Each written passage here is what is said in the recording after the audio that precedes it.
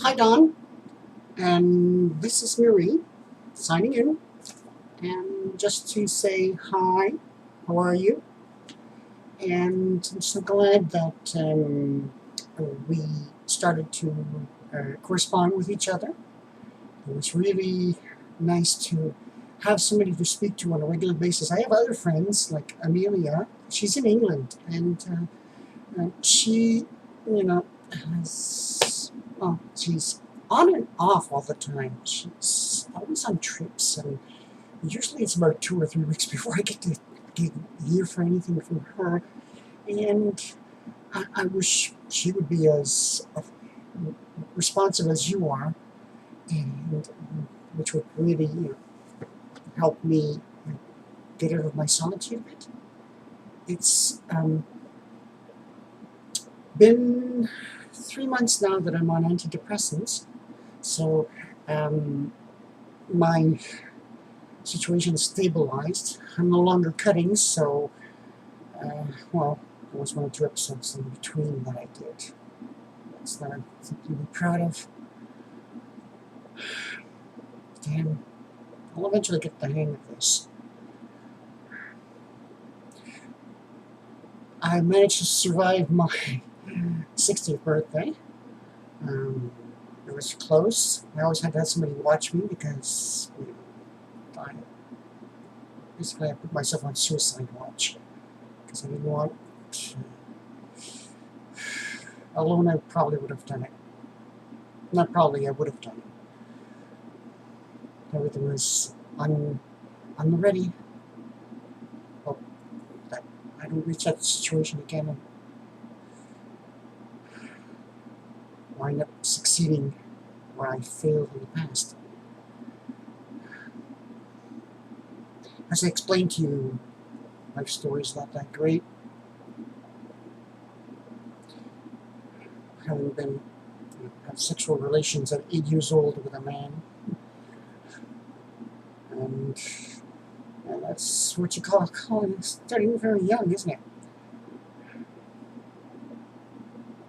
Going out with girls was a disaster. Growing up was a disaster too. Come to think of it.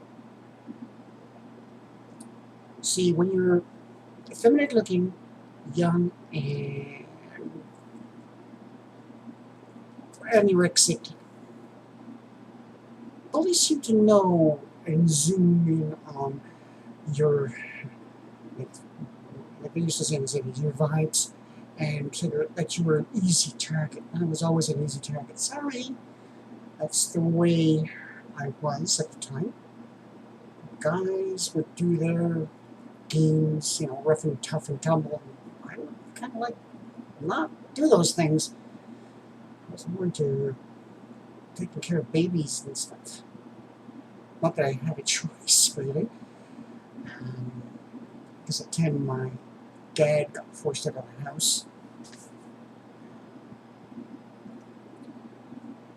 We caught him one day with another woman in his car, about 3 blocks from our house. What an idiot.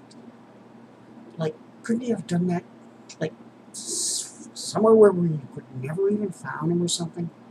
Anyways, he got pissed off that I saw him, and, well, I rushed home to tell my mom, and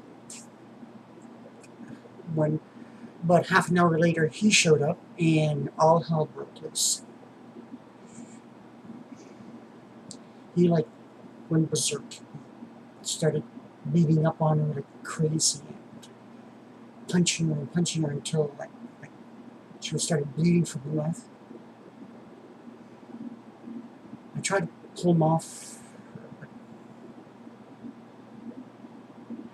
all I got was broadsided by his arm into the chest and with 3 feet into a wall, a plaster wall. I used to make strong walls back then. I wound up with a concussion. Couldn't move for a little while.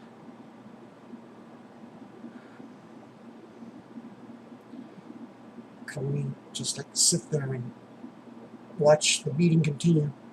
My older sister, had left earlier when it started, and I thought that maybe she ran away on that. And it turns out that she went out to get help.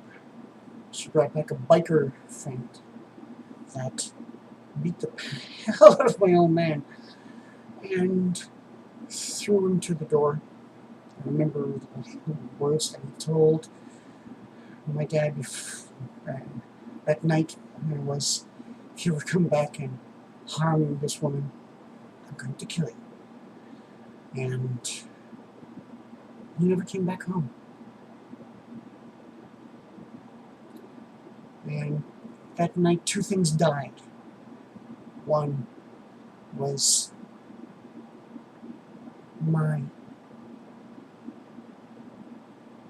if there was any chance of a father-son bonding, that was dead. I killed him in my mind. And secondly was basically my childhood. Because with my father gone, the oldest of the boys, believe it or not, looking at this video, do I look like a witch? Back then it wasn't normal. But anyways, I was thrust upon the responsibilities of being the man of the house. Great. Talk about your new beliefs. Anyways, I did the best I could. Until I was the age of 16, I took care of as much as I could of the family. In between, I managed to